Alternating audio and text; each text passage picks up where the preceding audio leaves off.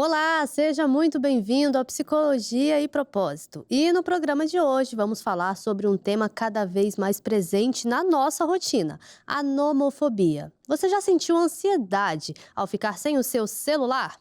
Ou fica inquieto quando está sem acesso à internet ou até mesmo às redes sociais? A nomofobia é o medo excessivo de ficar sem o aparelho celular. Um comportamento que pode impactar a sua saúde mental, os relacionamentos e até mesmo a sua produtividade. Em um mundo cada vez mais conectado, como identificar quando o uso de celular deixa de ser saudável? Para conversar com a gente sobre este assunto, recebemos aqui hoje o psicólogo Sandro Neves, que vai explicar as causas, consequências e os caminhos para um uso mais equilibrado da tecnologia. Seja muito bem-vindo ao Psicologia e Propósito, Sandro. Obrigado, uma alegria estar aqui compartilhando com vocês conhecimento, colaborando com esse assunto importante da nomofobia. É isso aí. É psicólogo já há quanto tempo? Fala um pouquinho da sua trajetória pra gente. Eu sou psicólogo desde 2004, né? Eu tenho pós-graduação em neurociências, mindfulness e TCC, terapia cognitiva comportamental. A melhor, né? Psicologia baseada em evidências. Sim. Né? Eu estudei bastante as outras linhas, né? Me interesso bastante por Jung e outras linhas, mas realmente a TCC, principalmente nesse caso de fobias, é a mais indicada no tratamento. Sim. E se tratando da nomofobia, o que é exatamente a nomofobia? É um termo um pouco novo, né? O que significa esse termo para que as pessoas possam entender do que se trata hoje aqui o episódio? Então, nós conhecemos já várias fobias, existem inúmeras fobias. Fobias que a gente nem imagina que existe, mas a nomofobia é a primeira fobia que não leva um nome em grego, como normalmente a gente faz, né, para diagnosticar as fobias. Nomofobia quer dizer no mobile phone phobia. Quer dizer, é um medo irracional, uma angústia de ficar longe.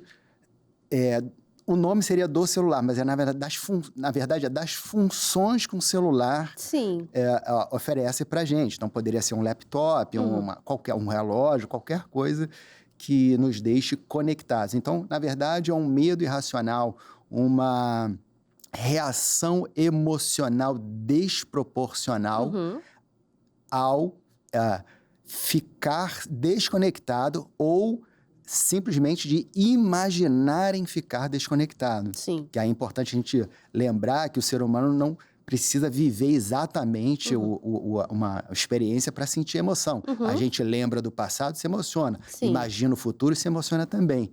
Então, a nossa espécie, né, todas as outras espécies, né, têm as suas emoções determinadas pelos acontecimentos. Sim. Nós não. Nós interpretamos os acontecimentos.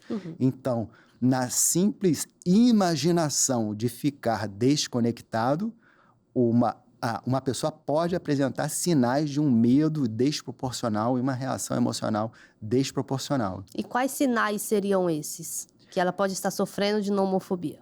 Bom, para se caracterizar um transtorno mental, vamos lá, para o pessoal que não é do ramo, né? Transtorno é uma doença. Transtorno é uma doença, só que da mente. Então, existe uma convenção de não chamarmos de doença. No mundo inteiro, a gente chama de transtorno. Por quê? Porque as doenças mentais são difíceis de encontrar uma origem, saber exatamente. A gente não consegue ver um vírus, uma bactéria ou algo que tenha iniciado o problema, a doença, tá? Então, é uma convenção chamar de transtorno, ok? Então, a fobia é um transtorno mental, tá? Toda doença e todo transtorno existe uma convenção, outra convenção, de nós delimitarmos aonde começa a doença. Sim. Então, os sinais que nós vamos falar de nomofobia, todas as pessoas vão sentir, vão perceber que tem. Sim. Que é uma necessidade de ficar perto do celular, de olhar o celular mais do que... sem um motivo que justifique toda hora ficar pegando o celular. Uma necessidade de ficar informado, uma sensação de estar desinformado por não ter visto o celular por pouco tempo. Sim. Né? prejuízos em relacionamentos sociais, dificuldade ou irritação, por exemplo, quando a pessoa tem que ir a lugares onde o celular é proibido. Já pensa logo, e aí, como é que eu vou ficar sem ele? Exatamente. Quando a pessoa se coloca em situação de risco, por exemplo, está dirigindo, ou no momento em que não se deve usar o celular por uma questão de risco. Então, quando a gente percebe que nós temos alguns desses comportamentos, alguns desses sentimentos de medo, angústia, de desconforto, e quando nós percebemos que esses comportamentos e esses pensamentos e emoções estão prejudicando a nossa vida, aí nós temos como caracterizar uma fobia.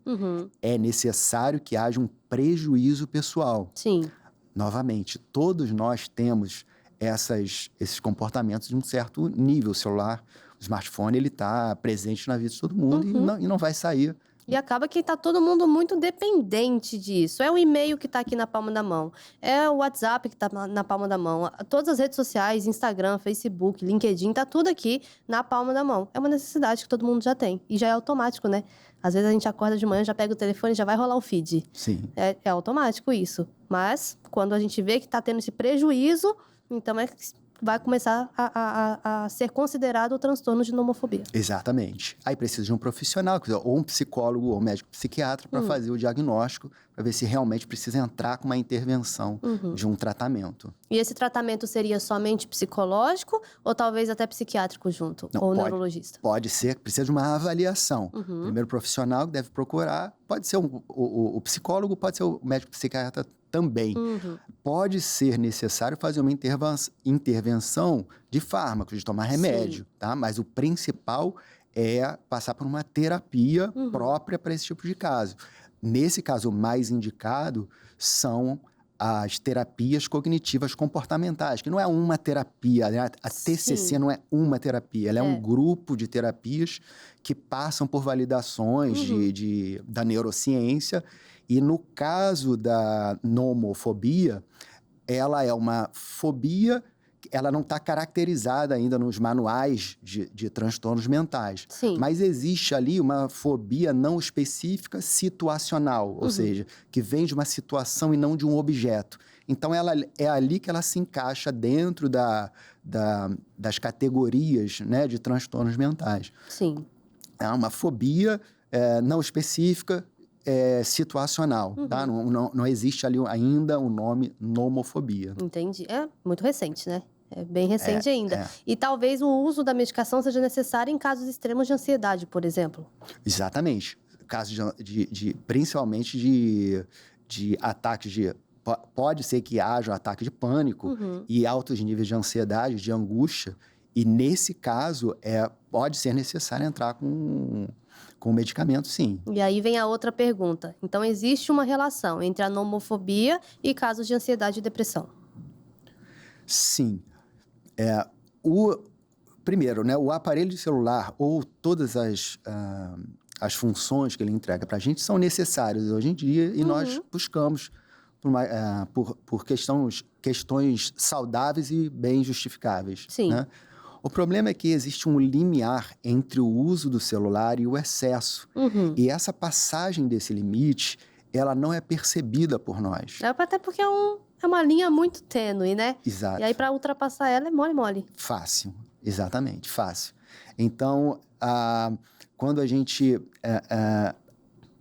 começa a passar essa linha, a gente começa a perceber que nós temos alguns prejuízos no relacionamento, por exemplo, na hora de uma refeição com a família, alguém pegando o celular. E é o que a gente mais vê, né? Vai numa praça de alimentação para ver. Às vezes tem uma família sentada ali, mas sempre tem os indivíduos naquela mesa usando o celular. É até engraçado que eu já sou casada desde 2018, mas desde antes de casar, a gente sentava na mesa para poder comer, e aí quando a gente pegava o celular, minha mãe tava com a faca bem assim, ó.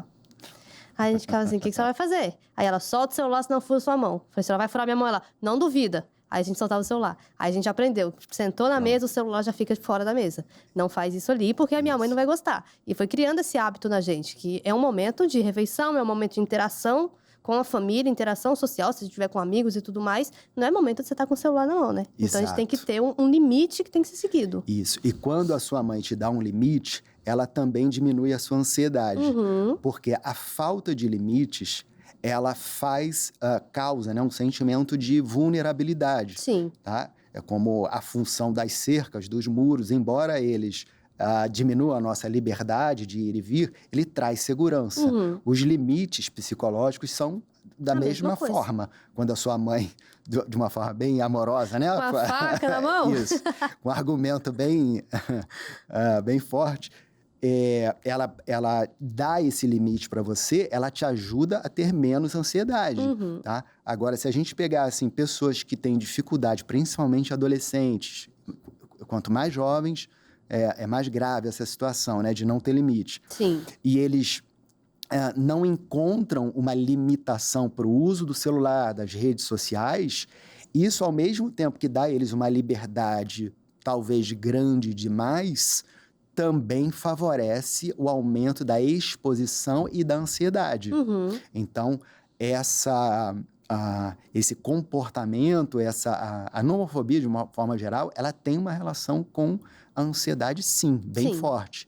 E com a depressão também, porque num primeiro momento a gente pode pegar o celular e ir em busca de redes sociais, de acompanhar a vida de alguém, ou ver fotos. Até aí é saudável, não tem problema nenhum. Só que quando começa um comportamento e, novamente, não é bem percebido e a gente começa a se comparar, principalmente o adolescente, novamente, né? Mas todo mundo. Quando a gente começa a se comparar, quando a gente começa a ter modelos impossíveis que a gente quer seguir e a gente começa a perder a nossa individualidade, começa a se esforçar para ser alguém que não tem nada a ver com... E que não tem como a gente ser aquela pessoa, você não tem o mesmo condição financeira que aquela pessoa, você não mora nem no mesmo lugar que aquela pessoa, como é que você vai ser igual a ela? Exatamente. No momento dessa tentativa de busca, vem a angústia. E no momento que a pessoa se cansa dessa busca, vem a depressão. Então, é uma sequência de ansiedade, angústia e depressão que elas se encadeiam de uma forma que é proporcional à exposição da pessoa ali naquela rede social. E acaba que é um ciclo, né? É um ciclo. É um ciclo sem fim. Se a pessoa não buscar um tratamento, ela vai ficar ali rodando. Exatamente, porque num primeiro momento ela busca como alívio das tensões da própria vida. Sim. Até aí, novamente, a gente busca cinema, teatro, distrações. Isso é perfeitamente normal e saudável. Sim. Só que quando uma pessoa busca descansar da sua própria vida, busca distração nas redes sociais e no celular, existe um momento que ela começa a passar por não para uma situação de alívio, mas de dependência do celular para atingir esse alívio. Esse é o ponto perigoso. Sim. Porque aí ela entra nesse ciclo que você falou muito bem, Leísa, que ela entra numa busca de alívio, ela, num primeiro momento, ela tem um alívio, porque ativa os circuitos de expectativa de recompensa, da dopamina, quem é da área, né? Sim. A ativação dos circuitos mesolímbicos, mesocorticais, que são circuitos cerebrais de recompensa, quem é da neurociência, né? Para se inteirar. E aí esse comportamento vai ativando esses circuitos e vai dando recompensas. Sim. Tá? Então, a pessoa ela vai entrando num ciclo em que ela busca um alívio, só que esse alívio ele acaba causando mais necessidade ainda. Ela vai e aí ela entra nesse ciclo que é difícil de sair sozinha. Sim. Né? Um adulto ainda pode conseguir perceber que está entrando nesse ciclo. Talvez porque já tem uma vivência um pouco maior. Exatamente. E porque a maioria dos adultos não foi criada num ambiente onde havia esse celular. Mas né? aí é o perigo da nova geração. Exatamente. Aí é o perigo da A geração que é mais atingida é a geração que nasceu por volta de 95, é a geração Z. Tá? Por quê? Ela é a mais atingida hoje. É quem hoje tem por volta de 30 anos, tá? São os mais velhos, de 30 para baixo. Por que eles foram os mais atingidos, como a gente percebe na clínica? Porque na passagem da infância para a adolescência, quando eles estavam exatamente começando a buscar validação, Uhum. o mundo virtual nasceu de uma forma muito forte. Sim. Tá? Foi quando a Apple lança o primeiro smartphone, em 2009. Daqui a pouco veio o Orkut. Tem Exatamente. gente que não sabe o que é Orkut. As redes sociais, exatamente, em 2010. MSN, Orkut, Isso, tudo aquilo que isso. estava naquela época. Nessa mesma época, nasce a câmera frontal, que é para tirar selfies e para filmar a si mesmo. Então, as redes sociais, 2012, o Facebook compra o Instagram e o Instagram explode como uma rede social de imagem. Uhum. Então, ele pega essa geração num momento crítico, onde o sistema de recompensa dela está formado, mas o sistema de autocontrole, que é no neocórtex Sim. frontal, não está pronta. Então, esse grupo, essa geração, em busca de validação, na passagem para a adolescência, nesse momento ela pega por esse movimento. E, para piorar, ela tem pais que não passaram pelo mundo virtual, não conheceram o mundo virtual. Então, eles não têm nem como orientar os filhos. Exatamente. Então, essa geração é a mais prejudicada, sem dúvida nenhuma. Então, se tratando de faixa etária, vamos colocar aí de 95 para cima. De 95 para cima, até uns 2010. Pode ser mais afetado. Geração Z vai até 2012. Então, se tratando de faixa etária, são esses os mais afetados. Sim, são os mais afetados. Mas se não se tratando de faixa etária, mas, por exemplo, assim, pessoas que não estão trabalhando, desempregados, têm mais chances de sofrer de nomofobia do que aqueles que vão estar se mantendo ocupados. Vamos dizendo assim, trabalhando, estudando, etc e tal. Sim, com certeza. Porque eles têm tempo livre, né? E a maior dificuldade do ser humano, a gente tem que tomar cuidado para não considerar que o problema é o celular. Não, o problema é o ser humano. Nós não estamos adaptados a esse tipo de civilização, né? Que usa a informação, muita informação virtual. Na verdade, nós todos temos um problema de adaptação de funcionamento, porque o funcionamento do nosso mente e cérebro, ele é voltado para caçadores e coletores. Tá? Ele é formado... Quando começou essa formação? Há uns 300 mil anos da primeira Homo sapiens, né? Então, a gente tem por volta de 97% da nossa história vivendo como caçadores e coletores. Num mundo onde a gente tem muitos estímulos sensoriais, não são estímulos cognitivos. Sim. Não é um mundo que faz a gente pensar, é um mundo que faz a gente sentir. E que te dá tudo pronto. Exatamente. Só que a gente teve uma virada há pouco tempo, há 10 mil anos, apenas 3% da nossa história, em que a gente parou de viver em meio à natureza e os estímulos sensoriais, eles diminuíram muito. Sim. Quando que a gente vê o céu? Quando que a gente vê plantas e o cheiro da chuva, né? Então, a gente tem uma desadaptação no nosso modo de funcionamento. Tá? Isso é descrito, bem descrito numa pesquisa que foi feita por um psicólogo, Matthew Killingworth, em 2010. Tá na internet para quem quer ler ou assistir. Tá? Ele fez um aplicativo de celular que ele fazia 3 perguntas. As perguntas eram aleatórias no meio do dia. Chegar para a pessoa e primeiro, o que você está fazendo? Segunda pergunta, você está pensando nisso que você está fazendo ou a sua mente está completamente pensando em outra coisa completamente diferente? E a terceira pergunta, qual é o seu nível de bem-estar agora? Então, ele mostrou com um número grande de reportes que o ser humano passa quase 47% do seu tempo acordado ruminando pensamentos. Não, é muita coisa. Muita coisa, é quase metade do tempo. Sim. Se a gente considerar que a gente passa 1/3 da nossa vida dormindo, e agora, segundo um terço da nossa vida acordada ruminando, ou seja, sonhando acordado, uma pessoa que vive 90 anos, ela vai viver consciente apenas 30. Sim. E agora eu vou linkar com a primeira informação que a gente conversou aqui, tá? Se uma pessoa passa tanto tempo imersa nos seus próprios pensamentos, e a gente falou no início aqui do programa que o ser humano não precisa viver uma situação, basta ele pensar numa situação que ele tem a resposta emocional, isso quer dizer que nós temos uma vulnerabilidade emocional que nos deixa predispostos a nos viciarmos, e principalmente em celular, porque ele dá tanta funcionalidade para a gente. Sim.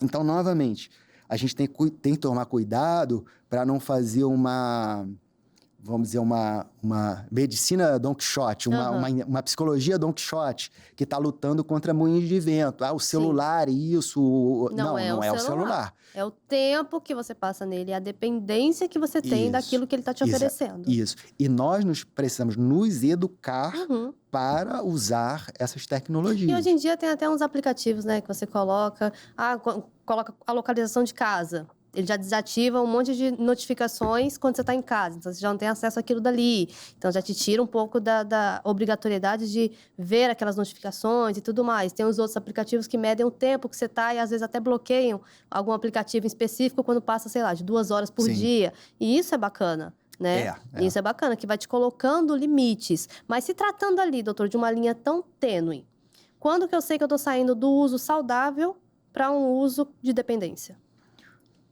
Prejuízo na vida social é a informação mais importante.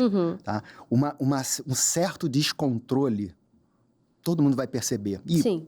Usei demais, dormi um pouco mais tarde, poxa, fiquei um pouco mais tempo aqui na timeline, poxa, aí a gente vai corrigindo isso. Sim. Tá? Só que quando a gente começa a ter problemas, a arriscar, por exemplo, o emprego, porque está usando numa hora completamente imprópria no meio da hora de trabalho, quando a gente começa a perceber que os relacionamentos estão em risco com a esposa, com o marido, quando a gente começa a perceber que está desconectando dos filhos, Sim. tá? Quando a gente começa a perceber que a nossa vida começou a se tornar disfuncional em alguma área, esse é o sinal de alerta. Tá? Opa, tá me prejudicando. Então, uma pessoa que está dirigindo, tá? E começa e quase passa por um acidente, é a hora dela parar e entende? Tomar consciência, falar assim, não, eu preciso parar com isso. Se ela continuar usando e continuar passando por essas situações, precisa procurar uma ajuda, que é um sinal de alerta também. Então, assim, o limite entre, vamos dizer, um uso descontrolado, aceitável, e entrar realmente num transtorno da mente por uso do celular, é esse prejuízo pessoal, profissional, no nosso dia a dia. Outro exemplo, quando nós percebemos que a nossa atenção, a nossa capacidade de reter a atenção num livro ou num determinado assunto... já está prejudicada. Prejudicada, é a hora também de ligar o sinal de alerta. Até porque hoje em dia também ainda está bem complicado, porque você tem livros digitais, aí você está ali no celular lendo o livro, daqui a pouco chega a notificação. Acabou, já não está mais um livro. Já prestou atenção na notificação que chegou. Né? Então, tá tudo na palma da mão, literalmente. Né? E acaba que a nossa atenção não vai ficar ali. Ah, mas eu tô lendo um livro. Tá, mas tá no celular. E a notificação que vai chegar? E a mensagem que vão te mandar? E a ligação que vai tocar? Já acabou. Já não tá mais a atenção focada onde deveria estar. Né? E isso tudo é prejudicial. Sim. Tudo isso é prejudicial. Todas essas ações, elas ajudam, mas elas sozinhas, elas não têm a capacidade de resolver o problema. Tá? Então, o ideal é a gente fazer uma lista de tudo que eu posso fazer. Aplicativo, né, organização de tempo, higiene do sono. Que muita gente não sabe o que é a higiene do sono. Acha que a gente fala de higiene do sono é só deitar e dormir, mas não é, né? Não, é toda uma preparação para ter um bom sono. Então, assim, saber que horas eu preciso... que horas você vai acordar, você calcula a hora que você precisa dormir. É necessário uma organização, porque a falta de sono, ela aumenta a ansiedade. Então, às vezes, a gente entra num tratamento de fobia, por exemplo, e eu não sei se eu disse, mas as fobias, elas estão encaixadas dentro dos transtornos de ansiedade, tá? É uma ramificação. Então, uma das perguntas que a gente faz na clínica é como está o seu sono? Porque se a pessoa não dorme o suficiente, ela pode ser que ela esteja com um problema gerando uma fobia. Tá? Porque nos manuais de transtornos da mente, existe uma observação para todos eles que é o seguinte: Se houver uma explicação melhor do que essas que nós estamos apresentando, a gente tem que dar preferência para a melhor explicação. Sim. Então, mesmo que uma pessoa apresente todos esses sintomas da nomofobia e nós observarmos que ela não tem uma vida minimamente saudável, principalmente do sono, Primeiro corrige isso. a gente precisa corrigir primeiro isso. E se tudo isso corrigido não funcionar, aí a gente volta pro Exatamente. princípio. E aí é por isso que as pessoas acham que é balela, né? Quando chega pra gente, a gente fala assim, e o exame de sangue? Deve todo Exato. mundo achar já chato que eu for falar aqui, porque é sempre a mesma coisa. Mas e o exame de sangue? E as noites de sono, como é que tá? Ah, às vezes não é nem porque precisa dormir tarde, mas é porque não consegue dormir, não consegue relaxar, né? Aí eu sempre falo assim, não, então vamos lá, melatonina. Vai ver uma melatonina, vai ver uma valeriana. Teve uma nutricionista que veio aqui, falou, não sei se o senhor sabe, sobre o chá do alface. Chá do alface, não. Essa foi nova pra mim. Ela falou assim, chá de alface. Eu fiquei aqui assim, ó. Gente, é sério? Chá de alface? Chá de alface. Diz que é ótimo pra ajudar a pessoa a descansar, a relaxar de noite. Chá de alface. Ótimo. Perfeito. Então vai para essas soluções mais naturais, até Sim. mesmo antes de precisar ser medicada, se for o caso, né? Mas é exatamente isso. Primeiro a gente pega toda a qualidade de vida da pessoa, tenta ajustar ela. Não melhorando, a gente volta para nossa desconfiança do princípio, né? Exato. E você me lembrou que nesses casos onde uma pessoa apresenta, né, um início de desequilíbrio, tá, no funcionamento do mental, é natural que ela tenha um transtorno e que ele gere outros transtornos, porque os comportamentos dessas pessoas vão sendo compensatórios, elas vão Sim. tentando compensar a ansiedade inicial. E aí, como a atitude delas compensando não foi na raiz do problema, e sim para mascarar um sintoma, e então a gente tem um novo problema em cima daquele problema original. Então a gente tem comorbidades, que são a presença de doenças ao mesmo tempo, né, juntas, e a gente também tem essa sequência de doenças, uma gerando a outra. Sim. Então a gente, por exemplo, uma pessoa que já atendia há um tempo, ela tinha dificuldade de lugares amplos, de passar por pontes, por exemplo, agorafobia, o grego, né, agora? Sim. Agorafobia. Então, como que ela resolveu esse medo de passar por pontes? Ela ainda tinha um parente que morava... Depois da ponte.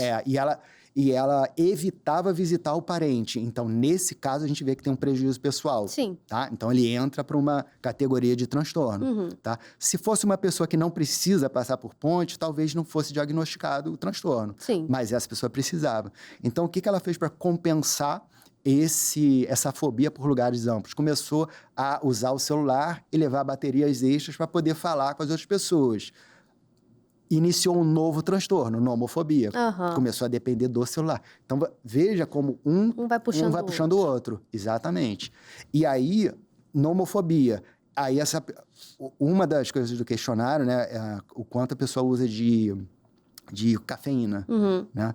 Então, ela consumia grande quantidade de cafeína e o que gerava... Vamos lá. A nomofobia. Ela começou, por causa desse uso do celular, ela começou a usar muito na hora de dormir. Começava a usar na hora de dormir, dormia à tarde, dormia pouco. Aí a ansiedade da ponte se somava à ansiedade da falta de sono com a ansiedade do celular. Aí ela começava a usar o celular de noite e dormir pouco. Né? Então ela entrou num ciclo de ansiedade que ela não sabia como sair. Então, primeiro ajuste do sono. Sim. Primeiro ajuste do sono, cafeína, reduz. Agora vamos ver o que restou de ansiedade. E aí a gente trata. Exatamente. É isso aí. Tem gostado do assunto de hoje, nomofobia? E quais seriam as possíveis consequências a longo prazo da nomofobia se ela não for tratada? Muito bem. Um transtorno, ele é uma convenção, tá? Não existe uma linha natural onde comece uma doença, um transtorno. Então, é uma convenção entre profissionais da área de delimitar uma linha. Daqui para frente, nós vamos considerar que começou uma doença, tá? Então, a gente nota que antes dessa linha, existe todo um comportamento normal, natural, né, com as novidades de tecnologia, nós vamos usando essas ferramentas, elas vão nos ajudando e nos ajudam também em algumas necessidades de descanso mental, de precisar de companhia às vezes. Até aí, normal, não tem problema nenhum a gente fazer uso dessas soluções, né? Sim. São soluções paliativas, né? Não são encontros reais. Porém, quando esses comportamentos eles vão aumentando, né? A gente vai começando a ter cada vez mais prejuízos. A gente começa a se aproximar dessa linha de doença, consegue passar essa linha de transtornos, e esses transtornos vão aumentando na intensidade dessas emoções, do medo, da ansiedade. Muito comum também a solidão, Sim.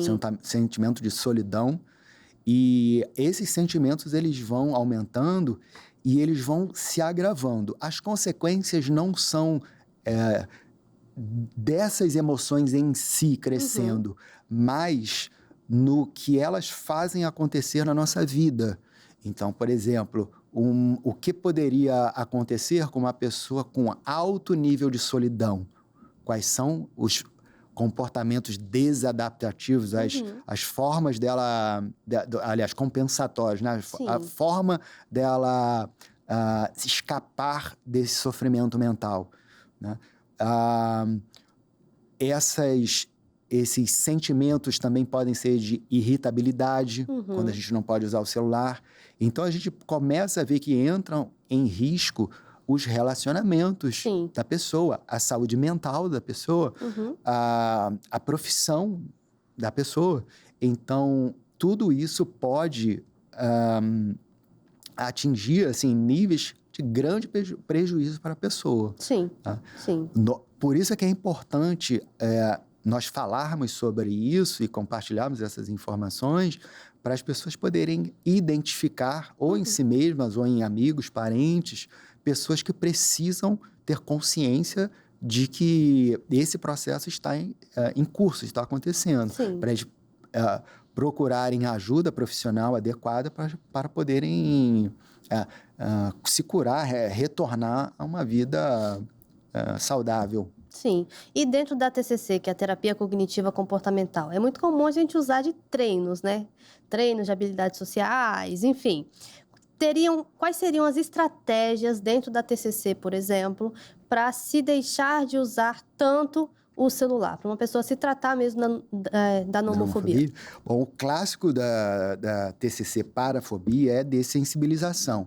Só que ela precisa ser feita por um profissional de TCC que esteja bem treinado para isso. Não é tão simples quanto expor a pessoa à situação. Tá? Isso pode, inclusive, agravar o problema. Fazer uma exposição da pessoa gradual sem a técnica adequada. Então, a gente tem todo um trabalho de contextualização antes, de fazer um trabalho de hierarquia dessas situações frente a essa fobia específica. Então, a gente vai a gente vai mensurar a quantidade de medo que ela tem em cada exposição a esse tipo de fobia.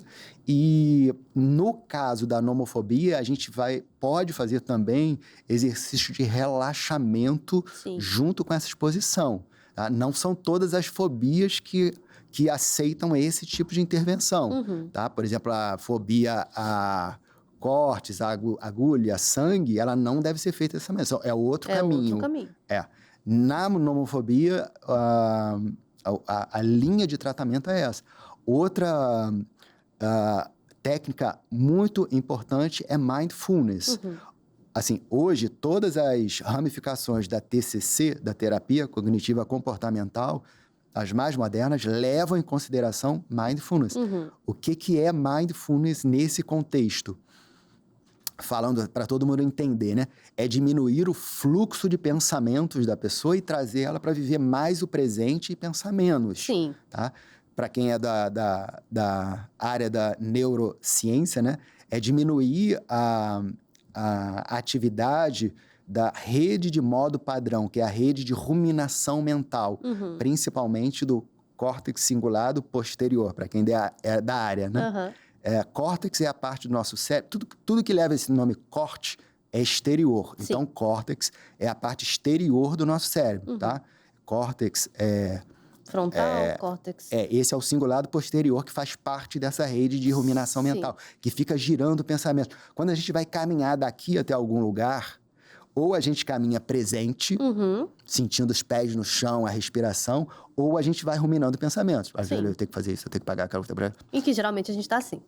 Pois é, foi essa pesquisa de 2010 que eu falei, Sim. que a média de um adulto, do ser humano, é passar metade do seu tempo acordado fazendo isso, ruminando pensamentos. Então, as intervenções de mindfulness, elas fazem o quê?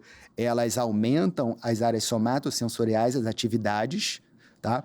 E dentro do nosso cérebro, da nossa mente e cérebro, esse funcionamento é concorrente. O pensamento, ele concorre com as sensações. Sim. Então, como eles aumentam a consciência dos sentidos, do sabor da comida, dos pés no chão, da postura, eles fazem esse giro de pensamentos diminuir.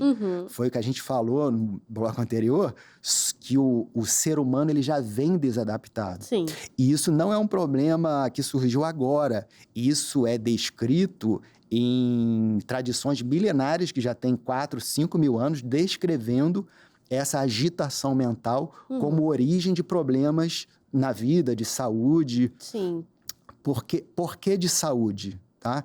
A gente vai ter o Prêmio Nobel de Medicina e Fisiologia em 2009, da doutora Elizabeth Blackburn, que ela mostra que a mente agitada nós perdemos informações celulares, tá? De uma área dos cromossomos, se chama telômeros, onde estão escritas ali o comportamento da célula. Ou seja, a célula perde informações sobre como ela deve se comportar dentro do organismo. Sim. E isso pode ser a causa de doenças autoimunes, câncer, todos os tipos. Então, a mente agitada, que é, como nós falamos, né? Ela é emocionalmente vulnerável e propensa a criar dependência, ela também afeta a nossa felicidade, que foi a pesquisa de 2010, Killingworth. Ela afeta a nossa saúde, 2009, Blackburn. E ela afeta também a nossa produtividade. A gente produz menos quando está mais ansioso e pensando mais. Sim. Então, veja que a nossa mente ela tem um funcionamento que não está adaptado a esse mundo como ele é hoje. Sim. E mundo de tudo muito rápido, de tudo muito urgente, de prazo e tudo mais. E de muita informação. Sim. Tá? Então, a gente passa um evento desagradável que nos causa tristeza, por exemplo, e nesse momento que a gente vive, a gente sente a tristeza. Ok, é para sentir mesmo. Só que nós ruminamos esse acontecimento e nós vamos revivendo esse acontecimento na mesma proporção da nossa agitação mental. Então, olha a nossa vulnerabilidade aí quando surgem por exemplo, o celular, e como a gente está propenso a cair nesse tipo de armadilha. Por isso que a gente tem tantos tipos de fobia. Sim. Tá? São inúmeros tipos. Sim. A mais que merece mais atenção talvez seja a do celular, porque ele é uma ferramenta necessária hoje em dia. E está muito atual. Exatamente. Todo mundo tem, né? Todo mundo tem um celular. Acho que até porque hoje em dia celular já não é mais nem uma coisa chique de status, mas é uma necessidade. Todo mundo tem tudo na palma da mão. Sim. E será que esse uso excessivo do celular, das redes sociais, seria um medo que a pessoa tem de não estar inserida em alguma parte da sociedade? Tipo assim, adolescentes. Não, eu preciso usar o celular, eu preciso estar ali conectada no Instagram, porque dessa forma eu vou estar inserida em tal comunidade, eles vão me aceitar. Dessa forma eles vão me aceitar. Se eu me vestir igual fulano, que eu tô vendo aqui no Instagram, eu vou ser aceito. Seria talvez um medo, assim, querer seguir o tempo todo? Sim, esse é um deles. É uma das necessidades. Essa que você descreveu afeta mais as meninas. Tá? Agora, a gente tem a necessidade também necessidade ou dependência de ficar informado o tempo todo. Sim. Então, o FOMO, né? A sensação de que está perdendo algo porque não está vendo o celular. Então, a necessidade de estar informado o tempo todo. A gente também tem a necessidade de segurança, como eu dei o exemplo agora da pessoa que tinha medo de atravessar a ponte. Necessidade de segurança, necessidade de comunicação instantânea. Eu quero falar agora com as pessoas. Então Ninguém mais tem paciência, né? Quando manda uma mensagem, ninguém responde, já liga logo. Você não viu minha mensagem, não? Exatamente. Tem que ser na hora. Isso. Falta de paciência, dificuldade de manter o foco, de atenção. Então, são vários efeitos, né, negativos que podem acontecer se a gente continuando sem perceber nesse uso descontrolado. Então, é importante a gente ter consciência, primeiro consciência do nosso estado, né? Como a gente estava falando, né, de técnicas de mindfulness. Eu estou acelerado demais, deixa eu fazer uma técnica aí de respiração, de me trazer para o presente. Eu estou usando demais, está atrapalhando o meu sono, deixa eu colocar um aplicativo para me avisar, deixa eu fazer aqui uma regra, por exemplo, no meu quarto não entra celular a partir de 8 horas da noite. No quarto onde dorme, tá? Não entra, 8 horas da noite, o celular não passa mais daqui, né? Regras de mesa, de refeição. A faca da minha mãe. A faca da sua mãe. De nem colocar nem o celular em cima da mesa, entende? De colocar ele longe, desligar e colocar ele longe. Olha, durante 1 hora a gente não vai ver, tá? E é importante também, Laísa, a gente aceitar momentos de tédio, começar a gostar de momentos de não produzir, aceitar aquele momento em que agora eu não vou fazer nada, nada mesmo, não vou tentar resolver um problema na minha cabeça, não vou eu vou só existir, eu vou só respirar, eu vou só estar aqui. Mas as pessoas não se permitem viver esse momento de tédio, né? Muitas nem sabem o que é isso. E eu tava vendo, se tratando agora de pais com filhos, né? Acho que eu já até contei isso aqui em algum outro episódio. Eu tava vendo uma psicóloga falando que o marido dela falou assim, a gente vai no restaurante, acho que eles tinham uma filha de 6, 7 anos, não sei. O que vai levar para poder entreter ela? Vai levar o celular? Vai levar o tablet? A mãe falou assim, não vai levar nada. Ai, mas tadinha, ela vai ficar lá sentada na mesa, ela vai ficar sem fazer nada, ela vai sofrer tédio. Isso. E aí o marido falou assim, poxa, mas que maldade a sua, você é ruim, né? Vai deixar a menina ficar com tédio. Ela falou assim, não, o tédio que ela vai sofrer hoje vai ser fundamental para ela quando ela estiver na faculdade, ela tiver que sentar para ler um livro, que vai ser chato, mas ela tem que ler. Isso. Ela vai ficar entediada, mas aquilo ali é a obrigação dela, ela vai ter que fazer, com tédio ou sem tédio. Isso. Então a gente tem até que começar a treinar essas coisas com crianças. Porque hoje em dia é muito simples. Você vai num restaurante, você entrega o celular na mão de uma criança, bota um desenho, um joguinho, ela vai ficar ali, vai deixar os adultos em paz, enquanto ela tá ali distraída. Mas e futuramente? Os danos que isso vai causar para as crianças. Exato. É muito grande. Isso. E se tratando do mundo pós-Covid, Sandro, será que aumentou os números de nomofobia? As pessoas ficaram isoladas dentro de casa. Teve gente que teve que trabalhar de home office. Estudantes não estavam indo para a escola. Será que isso pode ter agravado ainda mais?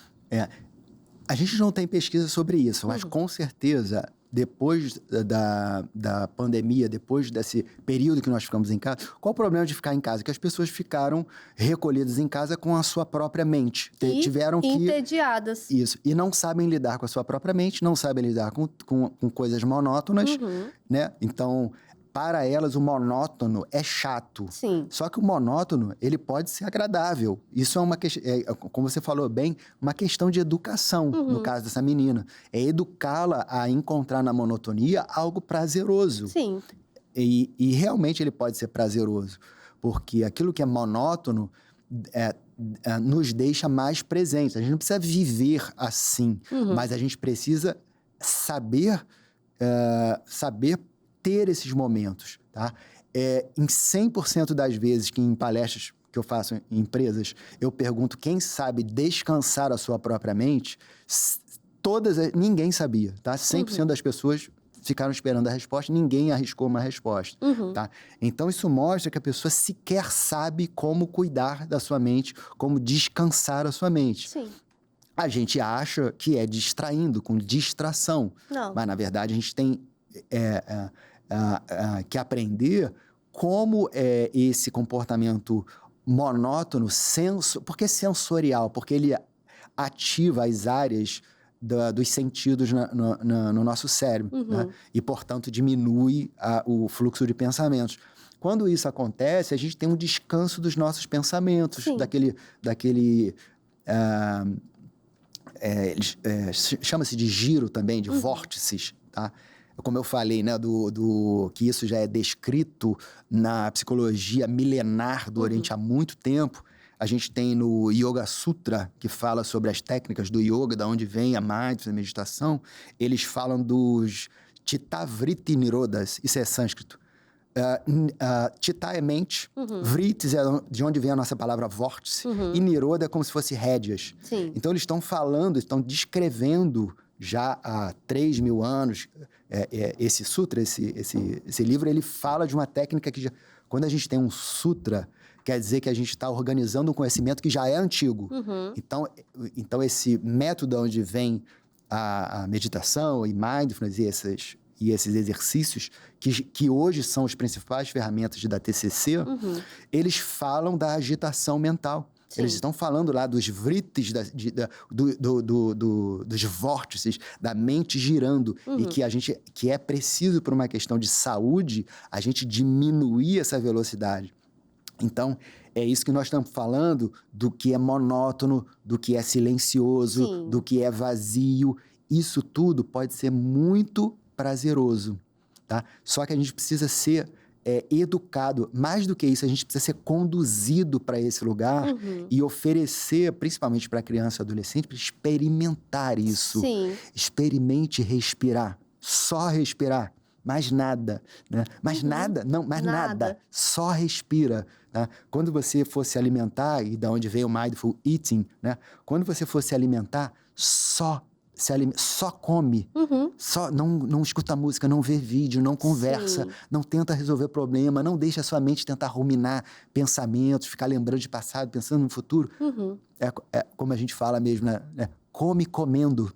Quase ninguém faz isso. Não, já come pensando no que tem que fazer depois, no que tem que entregar, no que tem... em tudo. Exatamente. É o coma comendo, ande andando, caminhe caminhando, né? Que é esse treinamento que todas as pessoas devem fazer e que nos protegem dessas vulnerabilidades das fobias e dos vícios.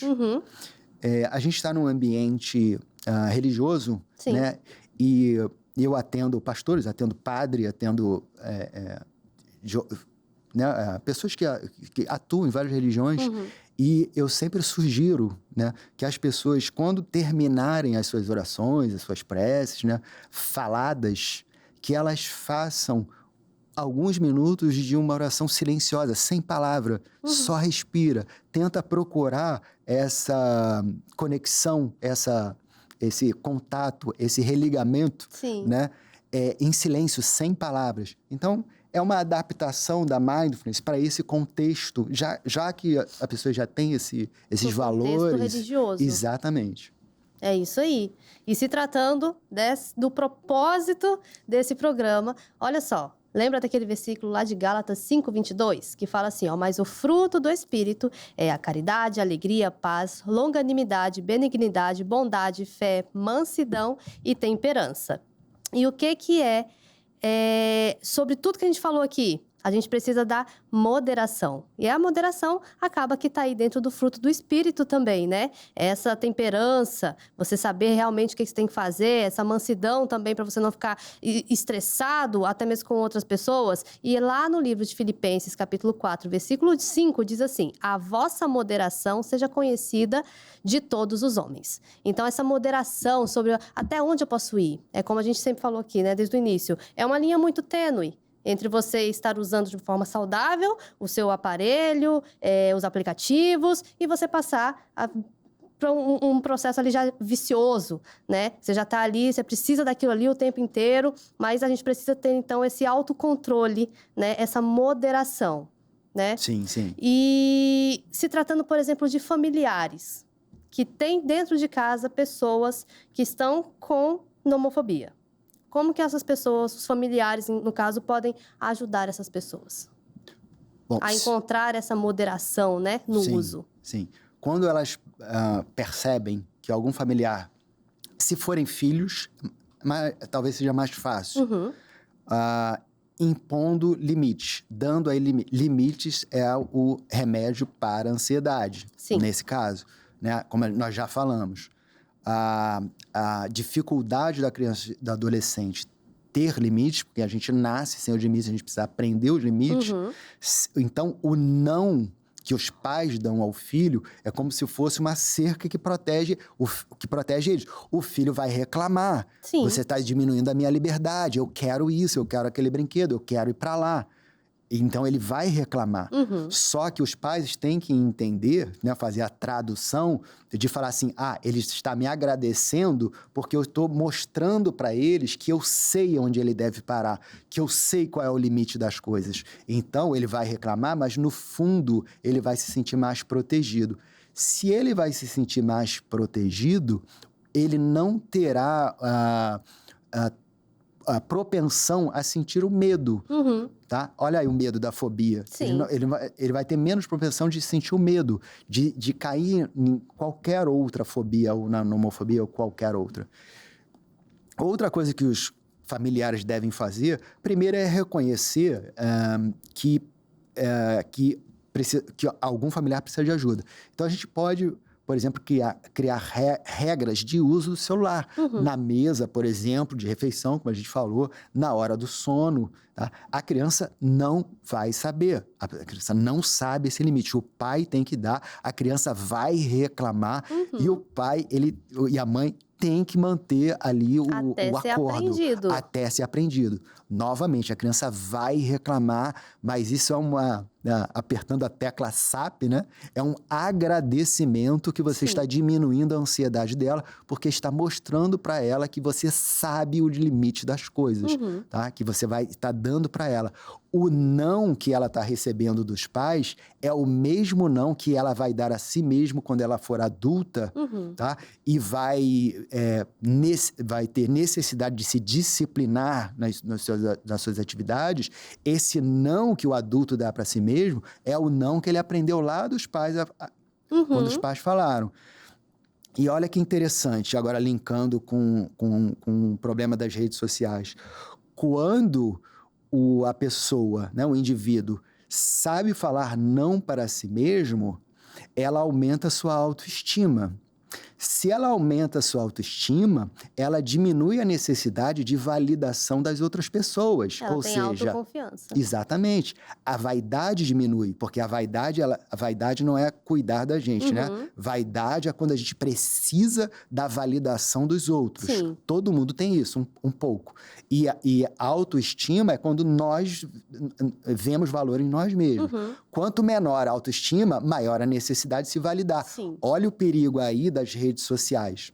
Quando a autoestima está baixa, a gente vai lá procurando autoestima. Exatamente, já escolhe um modelo e tenta seguir aquele modelo. Olha aí como linkou com a sua pergunta. No momento em que os pais falam não, ajudam a criança a falar não para si mesma. Nesse momento que ela consegue falar não para si mesma, ela consegue realizar tarefas de longo prazo. Sim. Porque tarefa de longo prazo precisa de vários nãos pelo caminho. Exato. Eu preciso emagrecer. Quando eu encontro um doce, não. Exatamente. Preciso passar naquela prova. Um dia de sol, de praia, não. Exatamente. Aí a autoestima vai crescendo, a vaidade vai diminuindo, a criança se sente mais confiante e ela está mais protegida das redes sociais e também vai ter mais dificuldade de usar nas horas impróprias dentro de casa. Automaticamente se torna um adulto responsável. Exato. Sabe o que tem que fazer, o que tem que ser feito. Mas eu não quero, mas eu sei que eu tenho que fazer e acabou. Gostaram desse programa de hoje falando sobre nomofobia, esse uso excessivo, essa ansiedade que causa em todos nós? Então, é algo a se observar. Será que eu não estou extrapolando, passando dos limites de uso, de tempo de uso? Como será que está o meu sono, a minha alimentação? Tudo isso precisa ter a sua atenção. Sandro, obrigada pela sua presença, obrigada por esclarecer esse assunto aqui pra gente. Passe pra gente, por favor, a sua rede social, seu número de contato, para que as pessoas possam até entrar em contato com você também. Muito obrigado também pela oportunidade de compartilhar com vocês essas informações. Bom, eu estou ativo no Instagram, @SandroNeves_, aquela linhazinha, né? No final, @SandroNeves no Instagram. E o meu WhatsApp da minha clínica é 21, Rio de Janeiro, 980 50 80 80. 21 980 50 80 80, tá? Então, quem precisar de orientação ou nesse sentido, a gente está disponível para atendê-los, tá? Obrigado. É isso aí. E você, não esquece, entra lá no YouTube e compartilhe esse programa, esse episódio com outras pessoas, que pode ser que isso aqui vai ajudar muito essas pessoas também. Para você que ficou com a gente aqui até esse momento, muito obrigada. E olha, a gente se vê de novo no próximo episódio do Psicologia e Propósito.